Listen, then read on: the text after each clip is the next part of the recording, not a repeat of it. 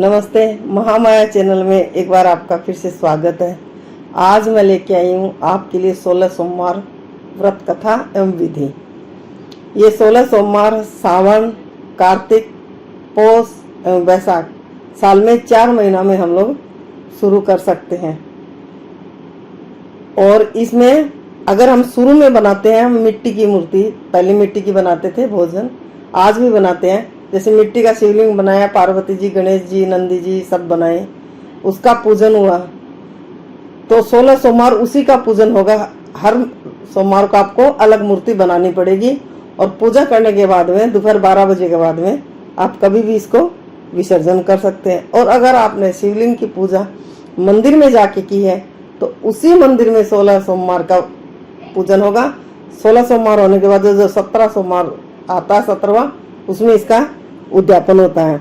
इसमें 16 सोमवार में कोई चूरमा का करता है, केला का भी होता है, दूध का भी होता है। तो सब में 750 ग्राम का ही रहता है।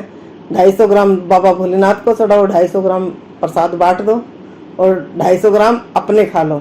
अगर आपको चूरमा नहीं भाता है तो उसको पूरा को जूठा मत कीजिए, उसको ऐसे ही रख दीजिए, जो बाद में गौ माता को दे दीजिए। ये रात में नहीं रखते हैं, उसी दिन ये 16 सोमवार का प्रसाद खत्म होना चाहिए। और जिस दिन उद्यापन होगा उस दिन 5.25 kg होता है। चाहे चूरमा हो, खीर हो, चूरमा हो, दूध हो, चाहिए केला हो, और वो उसी दिन प्रसाद बांटा जाता है। खुद 250 ग्राम खाते हैं, बाकी बाबा भोलेनाथ को चढ़ता है, वो तुरंत बांट दिया जाता है। अगर मेरी ये कथा आपको पसंद आए तो इसे लाइक कीजिए, नए हो तो सब्सक्राइब कीजिए और कमेंट में ओम नमः शिवाय जरूर लिखिए। और कथा में सुनिए किस किस ने बाबा भोलेनाथ का 16 सोमवार किया था, उनको क्या फल मिला और ये कब से शुरू हुआ, इस कथा में पूरी जानकारी आपको मिलेगी। एक समय श्री महादेव जी पार्वती जी के साथ भ्रमण करते हुए मृत्यु लोक में अमरावती नगरी में आए। वहां के राजा ने एक शिव जी का मंदिर बनवाया था। शिव जी वहीं ठहर गए। एक दिन पार्वती जी शिव जी से बोली, नाथ आइए आज चौसर खेलें। चौसर खेलना प्रारंभ हुआ। उसी समय पुजारी जी पूजा करने को आए। पार्वती जी ने पूछा, पुजारी जी बताइए कौन जीत किसकी होगी? वह बोले शंकर जी की जीत होगी। और अंत में जीत हुई पार्वती जी की। पार्वती जी ने मिथ्या भाषण के कारण पुजारी जी को कोढ़ी होने का श्राप दे दिया। पुजारी जी कोढ़ी हो गए। कुछ काल बाद अप्सराएं पूजन करने के लिए आई और पुजारी जी से कोढ़ी होने का कारण पूछा। पार्वती जी ने, पुजारी जी ने सारी बात बतला दी। अप्सराएं बोली, पुजारी जी तुम 16 सोमवार का व्रत करो, महादेव जी तुम्हारा कष्ट दूर करेंगे। पुजारी जी ने उत्सुकता से व्रत की विधि पूछी। अप्सराएं बोली, सोमवार को व्रत करें, संध्या उपरांत आधा सेर आटे के चूरमा बनाए, मिट्टी की 3 मूर्ति बनाए, घी, गुड़, दीप, नैवेद्य, बेलपत्र से पूजन करें। बाद में चूरमा भगवान शंकर को अर्पण करें। प्रसादी समझकर वितरण कर प्रसाद ले। इसी विधि से 16 सोमवार कर 17वां सोमवार जो आता है उसमें 5 सेर गेहूं का आटा और आटे की बाटी और चूरमा बनाकर भोग लगाकर बांट दें। फिर कुटुंब के साथ प्रसाद ग्रहण करें। ऐसा करने से शिव जी तुम्हारी मनोकामनाएं पूर्ण करेंगे। यह कहकर अप्सराएं स्वर्ग को चली गई। पुजारी जी यथाविधि व्रत कर रोग मुक्त हुए और पूजन करने लगे। कुछ दिन बाद शिव जी पार्वती जी पुनः आए और कुशल पूर्वक देख शिव जी ने से पार्वती जी ने रोग मुक्त होने का कारण पूछा। पुजारी के कथानुसार पार्वती ने भी व्रत किया। फलस्वरूप अप्रसन्न कार्तिकेय जी माता के आज्ञाकारी हुए। कार्तिकेय जी ने पार्वती जी से पूछा कि क्या कारण है कि मेरा मन आपके चरणों में लगा। पार्वती जी वही व्रत बतलाया। कार्तिकेय जी ने भी व्रत किया। फलस्वरूप बिछड़ा हुआ मित्र मिला। उसने भी कारण पूछा। बताने पर विवाह की इच्छा से यथाशक्ति व्रत किया। फलत वह विदेश चला गया।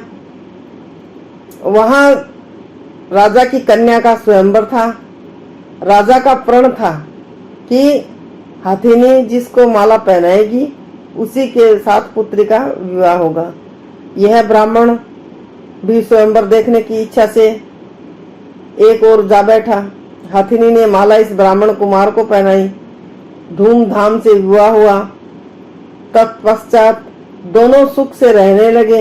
एक दिन राजकन्या ने पूछा, हे नाथ, आपने कौन सा पुण्य किया जिससे राजकुमारों को छोड़ हथिनी ने आपका व्रण किया? ब्राह्मण ने 16 सोमवार व्रत विधि सविधि बताया।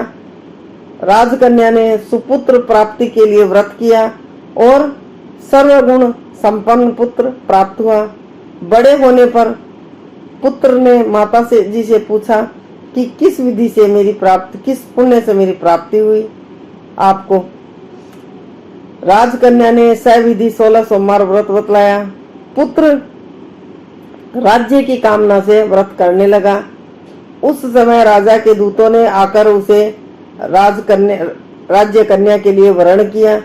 आनंद से विवाह संपन्न हुआ और राजा के दिव्यांगत होने पर ब्राह्मण कुमार को गद्दी मिली। फिर इस व्रत को करता रहा। एक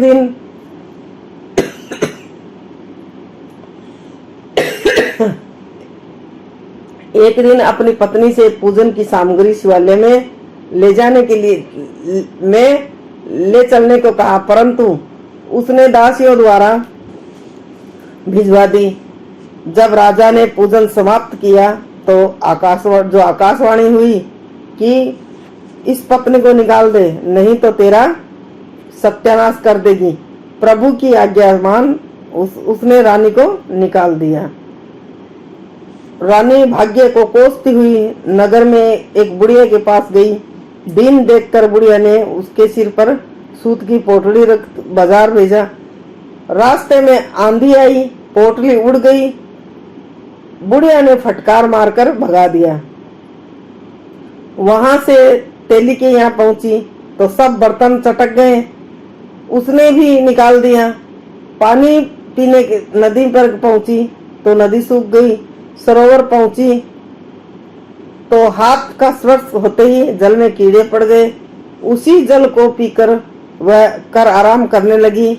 जिस पेड़ के नीचे जाती वह सूख जाता। वन सरोवर की यह दशा देखकर ग्वाल इसे मंदिर के गोसाई के पास ले गए।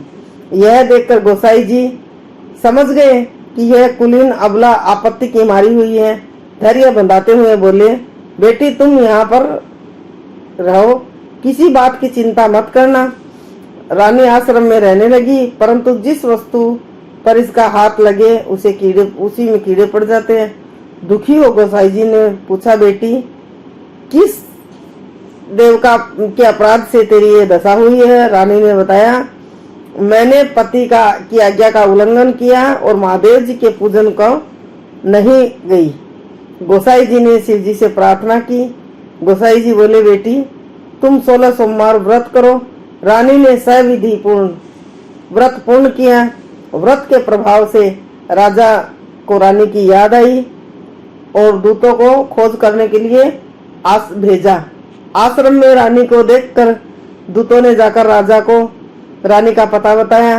रानी ने जाकर गोसाई जी से कहा, महाराज यह मेरी पत्नी है। शिवजी के रुष्ट होने से इसका परित्याग किया था। अब शिवजी की कृपा से मैं इसे लेने आया हूँ। कृपया इसे जाने की आज्ञा दे। गोसाई जी ने आज्ञा दे दी। राजा रानी नगर में आए। नगरवासियों ने नगर सजाया, बाजा बजाने लगे, मंगलोचार हुआ। शिवजी की कृपा से प्रतिवर्ष 16 सोमवार व्रत को रानी आनंद के साथ रहने लगी। प्रतिवर्ष वह 16 सोमवार का व्रत कर रानी के साथ आनंद से रहने लगा। अंत में शिवलोक को प्राप्त हुआ। इसी प्रकार मनुष्य भक्ति सहित विधि पूर्वक 16 सोमवार का व्रत करता है। और कथा सुनता है उसकी सब मनोकामनाएं पूर्ण होती हैं और अंत में शिवलोक को प्राप्त होता है। आपने जाना कितनों ने हर मनोकामना के लिए सिर्फ 16 सोमवार किया और शिव जी ने उनकी हर इच्छा पूरी की।